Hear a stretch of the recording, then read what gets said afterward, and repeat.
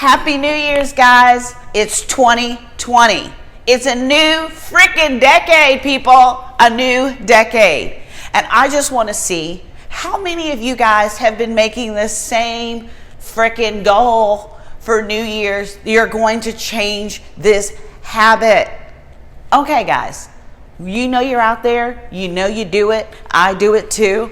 I make these same goals, and then somehow magically by the end of January that goal out the window. Don't know what happened to it, and I'm just resolute on doing it through the year, and I'm going to figure it out, and then it's back here again. But guys, we've got to understand 10 years have passed, and for some of you that could be a great thing, and for some of you it could be kind of like, the thinker in me is wondering, could I have done something differently? And guys, I can tell you what you can do differently is you have to become a new person. And you guys are going to be like, oh, that's crazy. No, I know it sounds crazy, but it's not really crazy, because if you guys understand that the reason that's holding you back when you make those new goals is not that you're just so mentally weak. That's not what it is. Actually, you didn't make habits that connect and line up with the new value. So let's give an example. Of course, I'm always talking about health. That's a big thing for me. But for the last, I'd say 5 or 6 years, I really kept saying, I'm going to get healthier. I'm going to get healthier. And I did change that in, last year. I really made a point. I worked really hard last year on this, but, I still can edge myself up and just become a little bit better. So I'm going to use this one analogy of health. So with health, guys, I am working out, and I'm doing that every day. So if I'm doing that and then I want to have another action that's going to up it, I might have to say I'm going to lift weights, because that's going to be my new goal. So you see, I want to get healthier.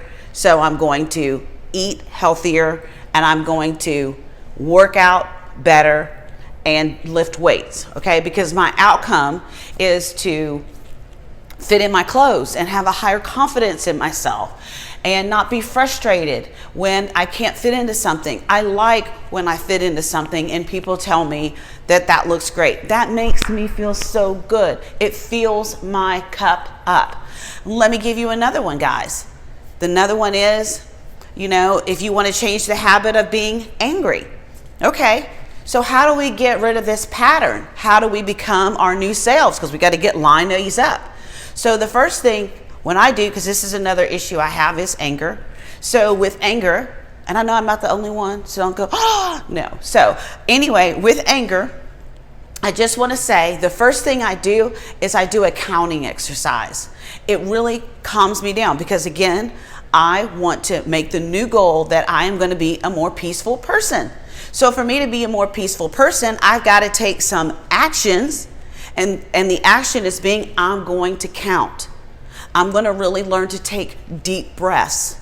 And then my outcome will be that I will be a calmer person. I won't be angry. I'll be the opposite of angry. That's the goal. Now, Tony Robbins says this all the time, and I love that man so much. Tony says, if you were to change your state, and changing your state means that you realize what you're doing and you get yourself out of the regular thing you would do. So for example, using this anger analogy, I would get mad. You'd say something and I'd be like, shoot, it just irritates me. Well, how do I interrupt that pattern? Okay, if I'm in a disagreement with you, instead of me staying in that state and I know I'm going to not be happy, I have to get off the phone. Oh my gosh, they need me to do something. I'll call you back. That is a lot easier than me blowing up and getting angry. That's changing my state. Or if I decided, I'm in here and I'm having a disagreement with my husband, instead of just staying in there, say, hey babe, I need to take a breather. That is going to be changing your state by doing something different. And the biggest way to change your state would be changing your environment. So when you are setting those goals for 2020, you want to make sure that you have the goal, you have the action, you have the start date of this. So that means that I'm going to start this January 3rd. And you also want to write on that list, who can I get to help me? So I'm going to go back to the health analogy.